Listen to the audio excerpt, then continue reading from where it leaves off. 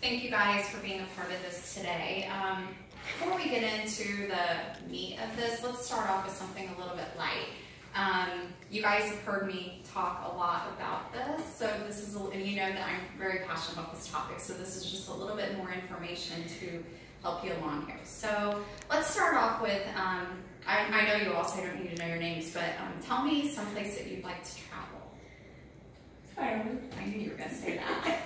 Mexico. Italy. India. Piper. Even though you're recording. Nashville.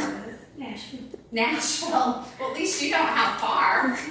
Oh, Piper, you're a little young, but I will tell you how you'll be able to travel for free. But for your mom, you might be able to make lots of Nashville trips.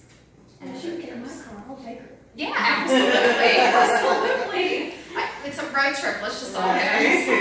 Maybe we'll go see her perform. Right. So, I've always been kind of the, you know, if I worked for a place that had a 401k option, obviously, you know, I would do it. Now that I look back, I would participate in the plan. But now that when I look back, I looked at how much I should have maximized that and taken the opportunity. Because many times employers will have a match, or in the case where I worked at the Bar Association, they would do 7.5% whether you put anything in or not. But we'll get into it in a little bit later, why I should have maximized that, even not just relying on the 7.5%.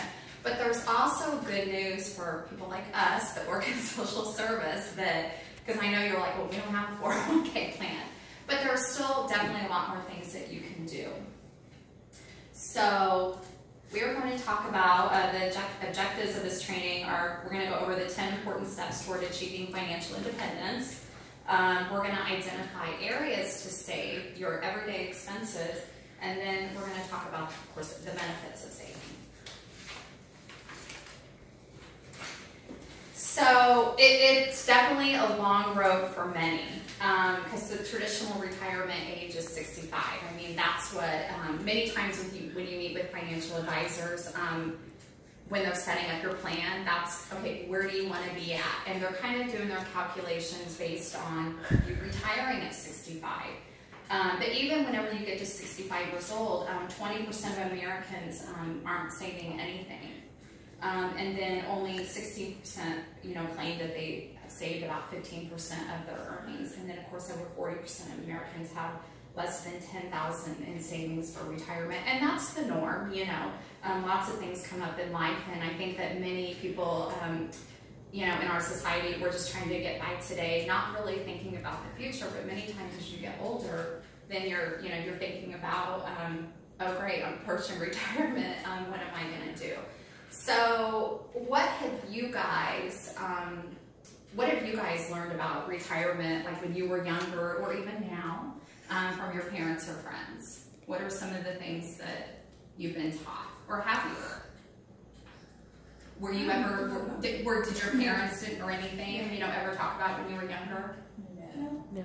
I know that some of my grandparents still have retirement money. Well, next time you're asked this question, you can say, yes, Bridget made me sit through a seminar on this, you know. It is not normal. You know what, my parents never said anything, but I think because my mom was also part in that, you know, percentage, that she was never, you know, taught anything about it. Many people relied on Social Security, but you don't, who knows what's going to happen with that. And it may still be here, you know, but it may not be able to help fully. And so that's what we're going to talk about. So what prevents people from retiring? Of course, the number one thing are expenses, right? Because we need, you know, money to live. And the largest expense is your home, followed by your transportation, and then, of course, honestly, a lot of it is just your everyday choices in life. And even though you might think that, oh, going to Starbucks, you know, that's, I don't even know what a latte at Starbucks is. It $3, $4? 4 to 5. Why are people looking at you? Just kidding. Depending on what size you have. Yeah. Oh, okay, but probably the smallest is 3 at least. Maybe 75, 395. Okay. Think about if you know, for example, that's one thing. You may think, it's $375, but you multiply that by a month and then multiply that by a year and then figure out calculations as if you would have really invested that. I should have done a Starbucks calculation to see. Okay. So what's it mean to be financially independent? It's freedom. I think that's the thing that pops in my head the most. It is about having enough money to be able to retire when you want and to be able to do what you want in time. It's not about deprivation.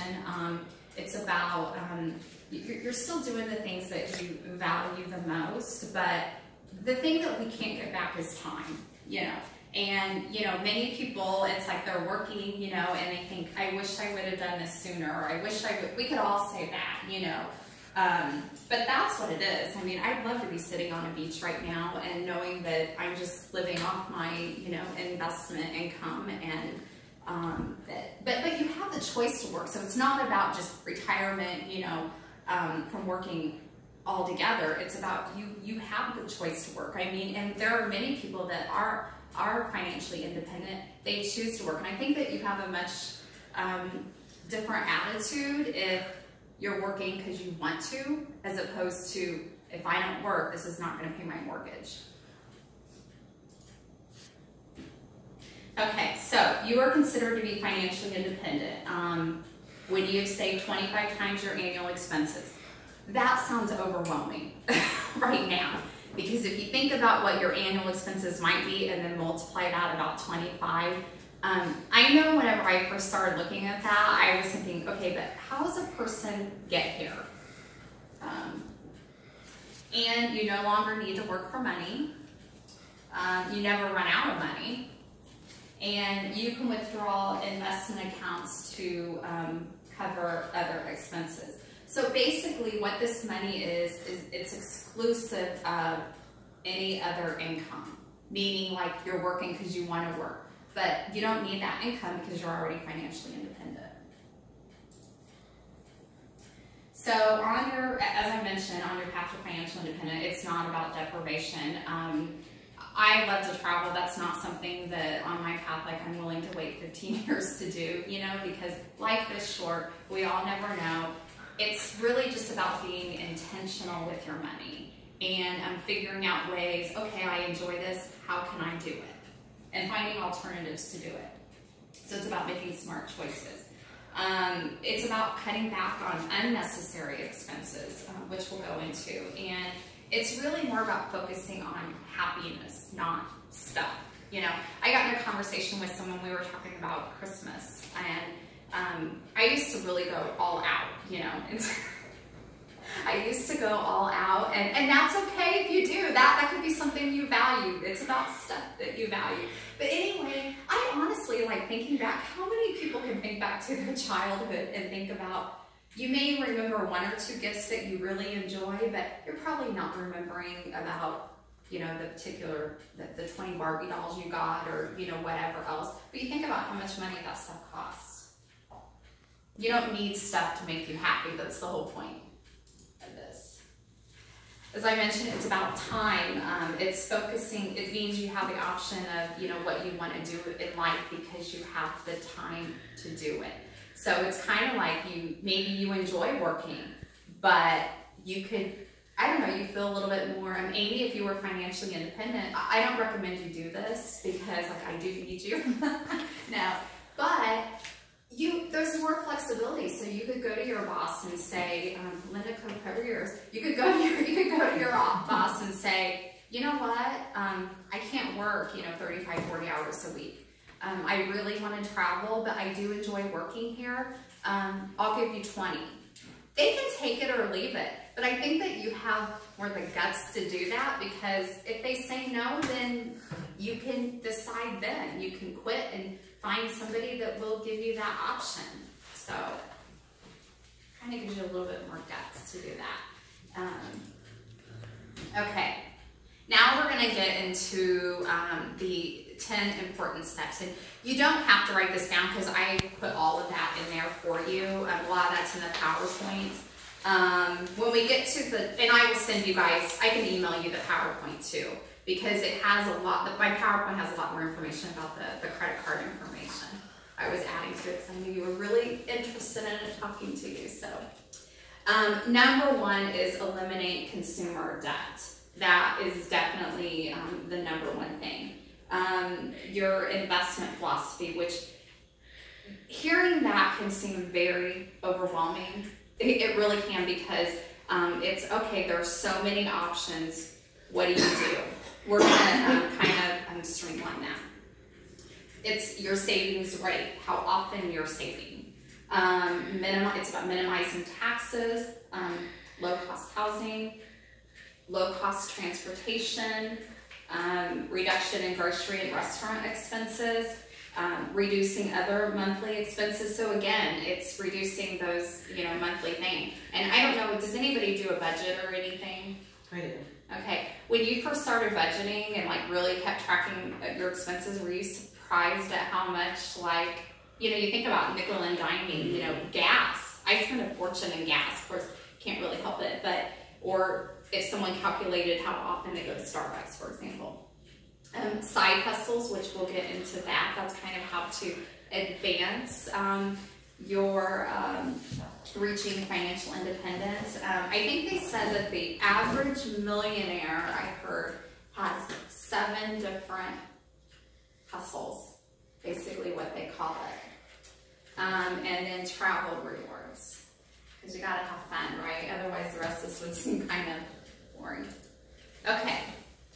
So, as far as eliminating consumer debt, number one, the sooner the debt paid, this is pretty obvious that the closer that you're going to reach financial independence. You've really got to get credit cards and stuff paid off, because that interest, if you've ever, calculated interest, you're paying interest to, the banks, and you could be investing that, and you're really losing out a lot more than just that interest amount that you're paying to the credit cards. And of course, student loans, which hopefully you girls won't have, because you're going to get all these scholarships. And then, if you do have credit card debt, consider doing a balance transfer to 0% cards, and then find other ways to increase income so you can get that debt paid down, so then you can be on your way to saving more. Investment philosophy.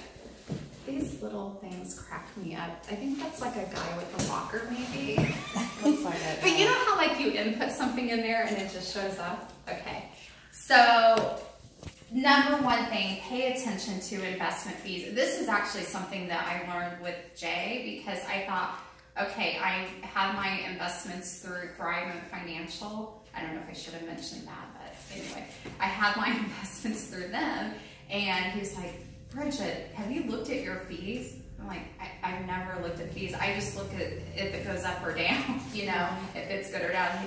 Look at fees, because especially whenever you get into big money, it could be the difference of, we're not going into that today, but I was listening to this podcast where, for example, a guy had $2 million, invested, and the fees, 1% of that, if you calculate that, think about, that's a lot of money over time.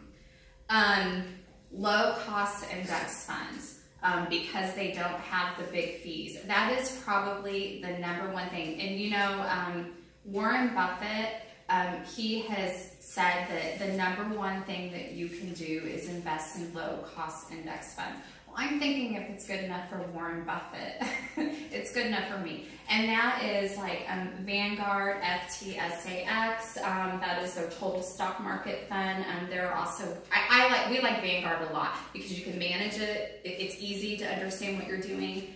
And ETFs are also another good thing. Those are trade funds. Those are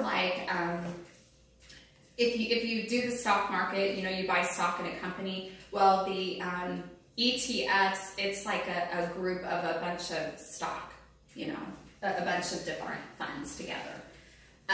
Manage your own investments. That will definitely cut down on fees, and that is really much easier than it probably seems. Thinking about it right now. But really, any fund, you can look at it. You can look at it over time and see how it's performed. If you want to look at the fund, see how it's done the past 10 years. A big myth, and this is where a lot of people get in trouble. Probably the number one mistake that people make is when they see their investments go down quite a bit, they take their money out. That is the absolute worst time to do it. 2 reasons. You put in $100,000, let's say it went down to 80, and so like, you know, your first panic, you know, you're having this panic attack, like, well, I don't want it, you know, to go even more, but don't do it. So you're already losing $20,000. But also, it's good for the market to go down because that means you're buying those shares a lot cheaper. You're buying more because it keeps reinvesting itself. So when the market goes up, it's going to go up. You know, my husband will tell you that he keeps hoping for a market crash so we can plug a lot more money towards that. That kind of sounds crazy, but that's absolutely because the 100% of the time the market has always rebounded, always throughout history. It has. Now, if you're getting closer to retirement, you may not want to be as risky because because sometimes it does take time to do that, time to rebound. But if someone is many years away from retirement, there's no reason why you shouldn't keep that money in there because you're going to end up in the long run with a lot more. So you want it to go down because when it goes up, it's going to go up. The guy with the little walker, IRA and Roth IRA. Oh, I forgot. I skipped over the employer retirement accounts. So what I was talking about, we had a 401k. They put in 7.5% whether you put anything in or not. Some people do a match up to so much money, up to a certain percentage, or company match. It's all individual on how the organization and company you work for wants to do it. But there's a lot of tax savings with investing that because it is pre-tax. So kind of like if a person made $30,000 and they invested $5,000, you're being taxed on $25,000. Does that make sense? So you have that much more money, your taxes in the end aren't going to be as much. IRA and Roth IRA. So if your employer doesn't have one of these accounts, these 401k, 403bs, or 457, you can do an individual retirement account on your own. You can do that, which is about the same as 401k, or something like that, but it's just managed on your own. Now 401k, IRAs, Roth IRA, you have to be employed to do that. I love the Roth IRA. I don't keep a lot of cash in savings. I would rather invest it in a Roth IRA because the great thing about that is you can use it as an emergency account. So if you have an emergency, your car breaks down, whatever, and you really don't have any other money, you can draw out the principal, and there's no, meaning, what you put in, and there's no tax penalties for that. But it's much better than a savings account. Savings account, I would recommend online. There's, for an emergency fund, there's Allied, Capital One. I think Capital One has one online. I feel like the online, there's more, higher percentage, that you can get back as opposed to many of the local banks. Okay, savings rate. So savings rate is the percentage of income that you were saving or investing. So traditionally, 15% savings rate is what people always wanted people to do, but that could take 40 years. So that's if you're starting young and you plan to retire at 65. This sounds a little overwhelming, but I'm going to show you how. But if you can aim for a 40 or 50% of savings rate, saving half of your income, you literally could knock 25 years off your retirement age. It may be a little bit harder for a single person to do it, but a household with a dual income, but even single people, I know someone that's single that they are investing half their income, but that's because they do side hustles and stuff too, and it's keeping your expenses down. Okay, so the 4% rule. So that is if you take your annual expenses. What do you think your annual expenses are going to be? And divide it by 4%. That is the amount of money that really to get you where you're considered financially independent. So, for example, if I thought my annual expenses were going to be $30,000 a year, if you divide that by 4%, that means I would need $750,000 to retire to never run out of money. And that is exclusive of side hustles, you know, or anything else. Okay, so minimizing taxes. We kind of went over that before. Any contributions to an employer retirement account or IRA is tax deductible, and of course, as we discussed before, it can greatly reduce your tax liability. Okay, low-cost housing. This is the #1 area that stops people from being able to save because it is. It's the largest item in a family's budget. There's the temptation. The temptation is, okay, I started out, you know, with this job, and I'm done with college, and now I'm making so much money, so I can afford a bigger house. And why shouldn't I get a bigger house? Because I deserve it. I mean, if that's really what you value, great, but I value being able to not work as long, and we're like the poster children. We are. and to be able to enjoy life, you know. I mean, what fun is I know on the Choose Up podcast they call it a McMansion. like what fun is that if all you're doing is working to pay for it and you're not getting to enjoy it? So again, if that's what you want to do, that's up to you. So a nice, modest home. I mean, obviously you need enough room for your family, you know, but so that way that you can take that extra money that maybe you were putting to the McMansion and invest in low-cost index funds through Vanguard. Okay, house hacking, that's kind of becoming a really popular thing. I mean, you guys know that that's part of the reason that I liked this house too, is because I want to do Airbnb since I'm only there half the time. That's another way to bring in additional money and cut down on your mortgage. Someone graduating college, maybe they buy a house, they could rent a room out or something like that. Many people do a duplex too, where get a good deal on it, live on one side and rent out the other. And I know a guy, I mean, it pays his mortgage. He has no mortgage because the other side pays for that. So I wouldn't mind living for free. Low-cost transportation. So transportation is the next largest amount in a person's budget after housing. And again, a lot of people, they, you know, get a new job, making more money. Some people will always have a car payment, always. I do not like car payments. I want to pay the car off and drive it as long as I can.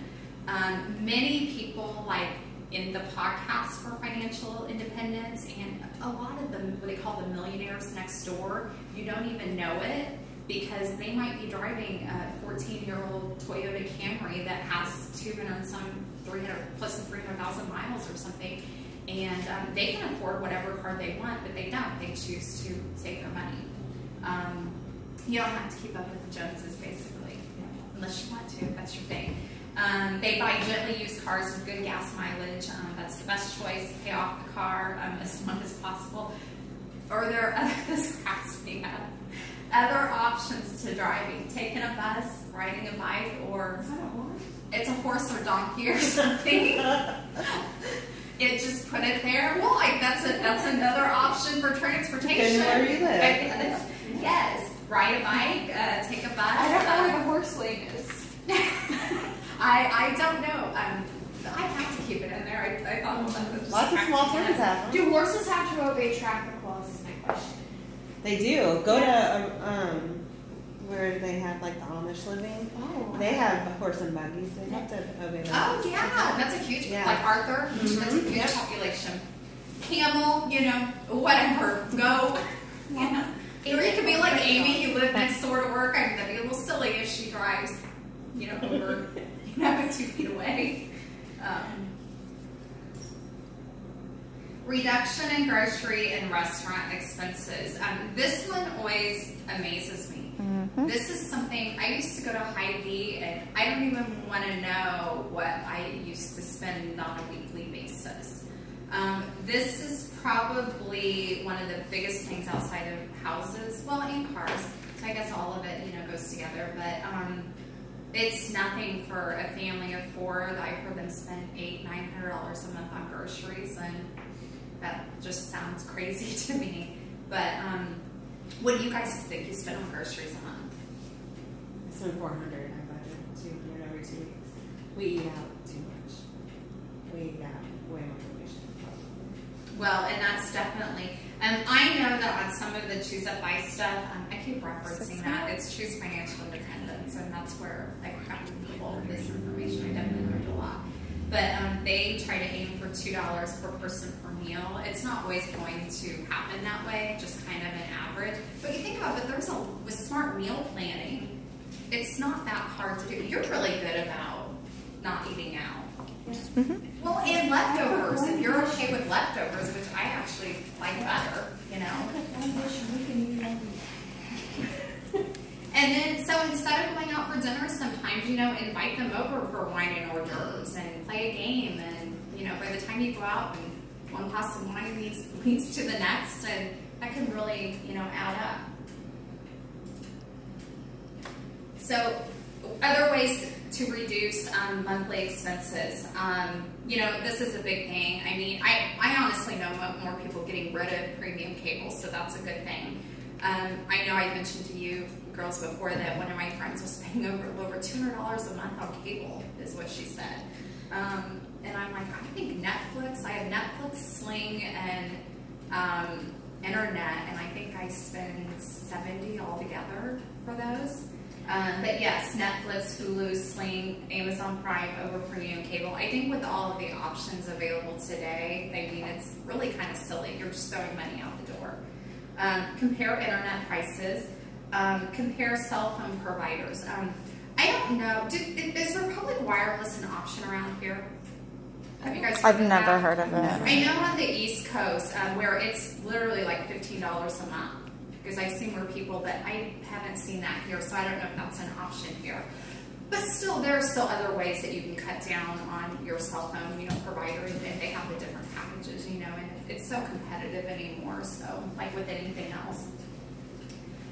Compare insurance rates, like such as your car, your life insurance, you know, home. And of course, save on utilities, program your thermostat. I pretty much, lately, if I'm not there, I just shut it off. What? So is that Saturday? Huh? Yours is it Saturday? I know. No, I freeze when I come back because it's like cold in there. It's like 72 and it's freezing when I come back. I know, Linda. I know.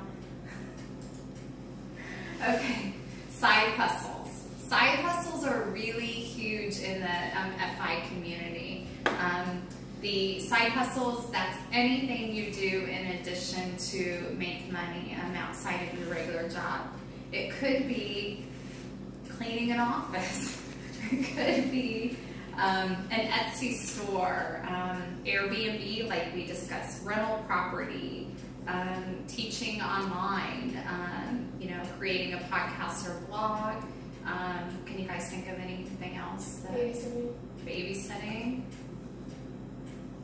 How does that affect your taxes as much, though? Like, If you don't make more than 600, right? No, that's not true. Oh. All income's reportable. You should report all income. A lot of people don't, but you absolutely should if you're ever audited. The 600 rule is if it's kind of like I don't have to send you a 1099, you know, for it. It's really for the employer. So Takara, she does some, you know, graphic design work here. If she doesn't do $600 worth, then I don't have to send her a 1099. If I 1099 her and then she didn't claim it, I think that's a way for the IRS to be able to check on her. But the thing is, it is still really her duty to still report it regardless. And this is where it could really get you in trouble with if you are in business for yourself. and you're paid a lot in cash, if you don't report that, how does the government know that you worked? I mean, you're not paying into Social Security, so you've got to really be careful with that.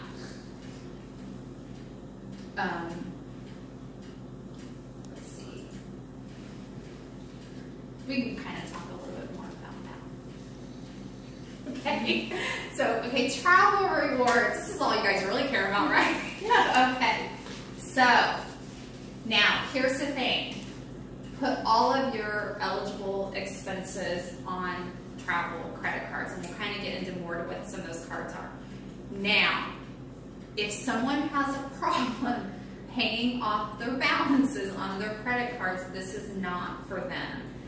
This is where it's, I like Dave Ramsey up to really the first 2 or 3 steps. That's it. I don't believe I don't agree with him on his investment philosophy. And isn't he very anti-credit card? Mm-hmm. But I think he's more, because he's working with people that are in a lot of debt and maybe they couldn't control themselves before. So if you have no self-control, absolutely don't do this, because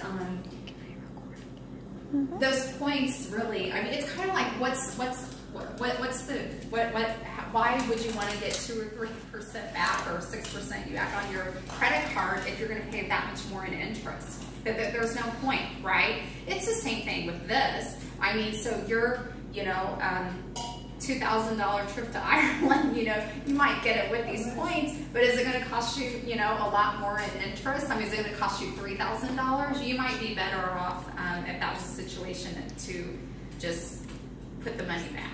I'm not saying that you are, just saying. Okay. Earn free or reduced travel by putting monthly expenses on credit cards. You can earn points per each dollar spent. And the big thing with this is there are huge sign-on bonuses. That's how you get your rewards. And we'll go over, Jay and I work together to pick our top credit cards, what we feel are, you get the most bang for your buck. Of course, the Holy Grail is the Southwest Companion Pass, which is what we got about 6 months ago. So to earn the Companion Pass, you must earn 110,000 Southwest points. Now, keep in mind, in order to get that, and then you get it for 2 years. And what that is per ticket. So Jay has it. So, and he pays for his ticket, or he can use points for it, and then I just fly for free, but I don't have to use points for anything, anywhere I go. And you can use enough Southwest points to qualify Companion Pass. You can usually do that, qualify with 2 new credit cards open, and you can fly. But there are catches with that, but you'll see. Just with the sign-on bonuses. Okay, now, this is a little hard to see, but I'm going to give you guys